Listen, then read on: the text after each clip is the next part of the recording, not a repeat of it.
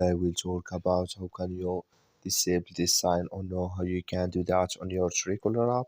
So you just follow these ways, then it's going to work with you. So all you have to do, you just go here above your photo profile, click on it. So you just click on it here. So then it's going to take you to this list. It's going to show for you like this.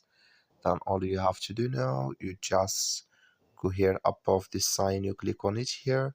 Then it's going to take you to next step here, you click here on block.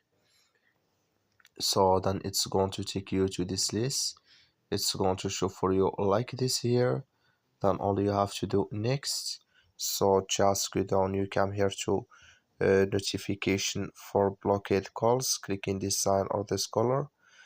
Then you click here on turn off. Then like you see, it's turned off with us now here on your Truecaller app. That's all you have to do. I wish you all get it. That's all. Thank you for watching. Don't forget to support us by liking.